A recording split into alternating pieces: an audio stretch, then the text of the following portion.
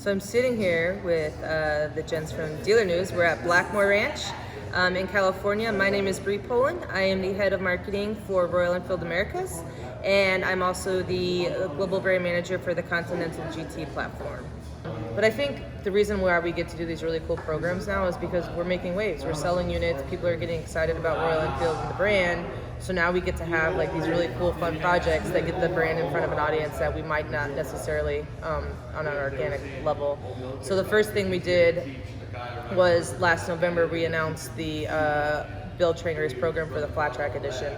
And for that, I just handpicked some females that I knew were, you know, some movers and shakers in the motorcycle industry from various backgrounds, and we had such a success with that. Even with the COVID curveballs that we received, you know, American Flat Track was a great partner. You know, Johnny Lewis, like being able to train the women, and that was really great. So everyone's like, okay, what's next? So then we launched the slide school, or we talked about it, and then COVID came and we had to cancel like a bunch of dates for the slide school, and we're wondering when that was going to happen. That's on the Himalayan. We converted them into F2411, and then we came in with a big surprise, and that was with Johnny Lewis racing professional flat track on the Twins FT for us.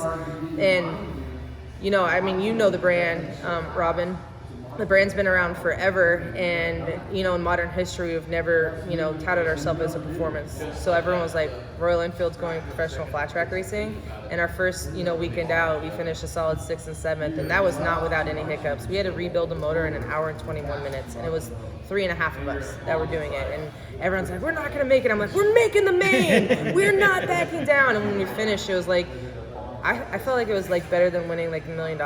It was just the most amazing experience, and like seeing like everyone be able to come together as a team.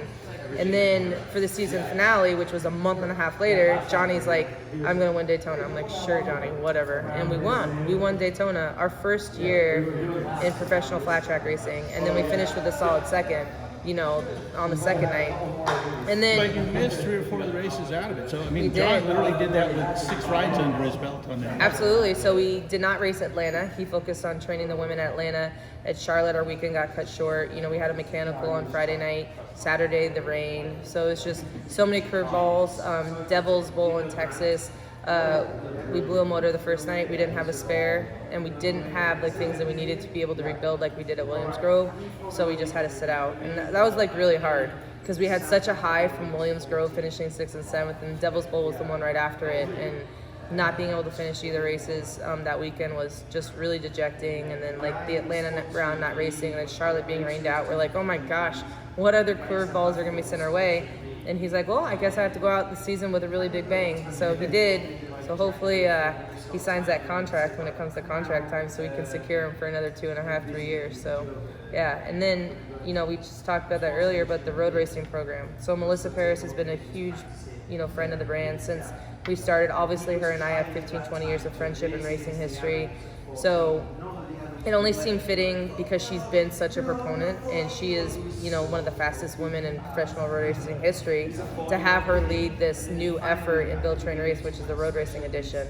So right now we're taking video submissions. We've received like 55, 60 submissions already. All of the women are amazing, and like the attitude they have towards the program.